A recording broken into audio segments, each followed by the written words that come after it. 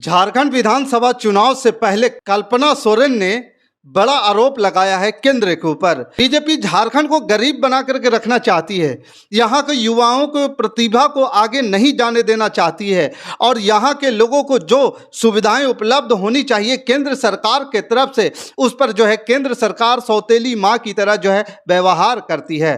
दोस्तों नमस्कार, मैं हूं पवन चंचल और आप देखना शुरू कर चुके हैं जनजोश न्यूज़। अगर आप इसे फेसबुक पे देख रहे हैं तो फॉलो कीजिए और यूट्यूब पे देख रहे हैं तो सब्सक्राइब कीजिए। झारखंड मुक्ति मोर्चा की नेता कल्पना सोरेन ने रविवार को भारतीय जनता पार्टी पर निशाना साधते हुए कहा कि वह राज्य को गरीब बनाए रखना चाहती है। वह सिमडेगा जिले में मैया सम्मान यात्रा के तहत आयोजित जनसभा को संबोधित कर रही थी।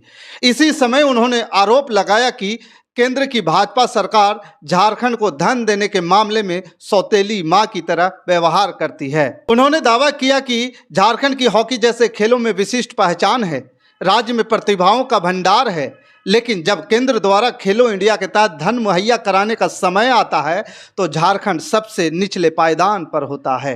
वह इस मामले में पूरी राशि को अपने राज्यों में बांट देता है। उन्होंने दावा किया कि झारखंड सिर्फ खेल में ही नहीं बल्कि अन्य योजनाओं में भी भेदभाव का शिकार हो रहा है। उन्होंने दावा किया कि आवास योजना के तहत झारखंड को जो धनराशि मिलनी चाहिए वो भाजपा शासित राज्यों को मिल जाती है। मतलब यह है कि कल्पना सोरेन ने सीधे सीधे ये आरोप लगाई है कि भाजपा सरकार यानी केंद्र सरकार, जो मोदी सरकार केंद्र में प्रधानमंत्री मोदी जी हैं, उनके ऊपर ये आरोप लगाई है कि उन्होंने कहा है, साफ तौर पे कहा है कि झारखंड को जो पैसे राशि मिलनी चाहिए किसी भी योजना के तहत, जैसे पीएम आवास योजना की अगर बात की जाए तो पीएम आवास योजना के तहत जो झारखंड के सरकार के तरफ से पैसे मिलने चाहिए वो पैसे झारखंड को नहीं मिलती है और वो पैसे काट करके बीजेपी शासित प्रदेशों में भेज दी जाती है। और दूसरी बात यह है कि यहाँ पे जिस प्रकार से युवाओं में प्रतिभा है, उस प्रतिभा को निखारने के लिए योजनाएं तो बनाई जाती है, लेकिन योजना के राशि आवंटन के नाम पे शून्य हो जाता है। यहाँ पे जो राशि मिलना चाहिए था उतना पर्याप्त राशि इस सरकार द्वारा नहीं मिल पा रहा है। इस वजह से झारखंड के युवाओं का प्रतिभा जो है दब रहा है। देश स्तर पर, राष्ट्र स्तर पर, अंतर्राष्ट्रीय स्तर पर हमारी झारखंड एक अलग पहचान बनाती है। अगर वहाँ पे खिलाड़ी जाते हैं तो अपनी एक पहचान बना करके आती है, अपनी एक लकीर खींच करके आती है, जिस लकीर के पीछे जो है लोग दौड़ते हैं, काम करते हैं।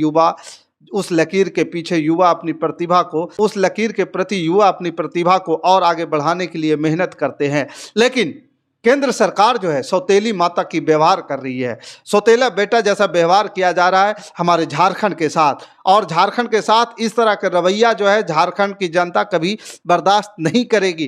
कल्पना सोरेन ने खुलकर हमला किया है नरेंद्र मोदी के ऊपर, बीजेपी के ऊपर, केंद्र सरकार के ऊपर। ये साफ साफ उन्होंने बोला कि केंद्र सरकार अगर चाहती तो प्रदेश में कई तरह के काम होते।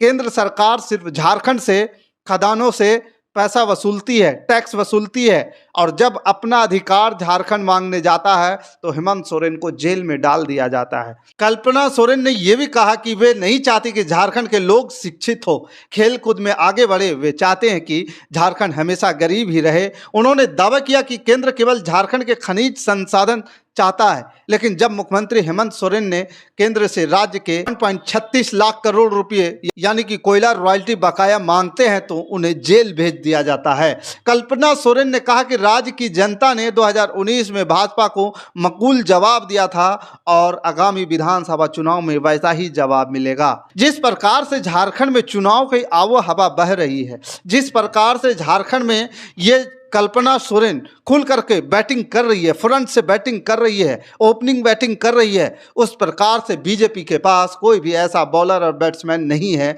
जो इनकी बॉल को लेकर के छक्के और चौके जड़ सके।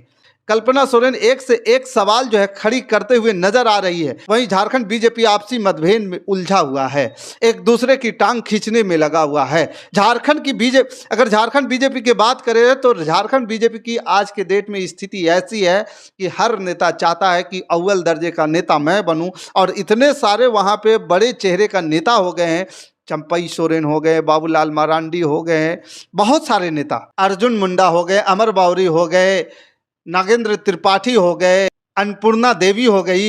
ये कई नाम हैं, कई ऐसे चेहरे हैं जो झारखंड बीजेपी के भीतर जो है अपने आप को इस होड़ में, मुख्यमंत्री के दौड़ में आगे साबित करने के लिए तुले हुए हैं।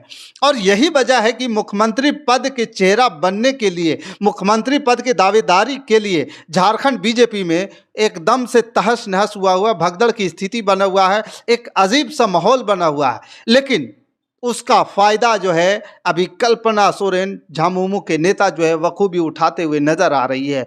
खुल करके वो चंपई सोरेन को तो उन्होंने कहीं का नहीं छोड़ा। बीजेपी के अंदर जो है अलग जो है उनका विरोध हो रहा है और चंपई सोरेन को जो है बाहर से अलग प्रहार हो रहा है। तो बिल्कुल आज के डेट में अगर चंपई सोरेन की बात करें तो जिस प्रकार से चंपई सोरेन का कद झारखंड मुक्ति मोर्चा पार्टी के भीतर था, 2 नंबर के नेता थे और हेमंत सोरेन के जेल जाने के बाद वे 1 नंबर के नेता बन गए थे। आज वो किसी भी नंबर के नेता नहीं रह गए। आज वो अपनी विधायकी की जो सीट है बचाने के लिए भी सोच रहे हैं।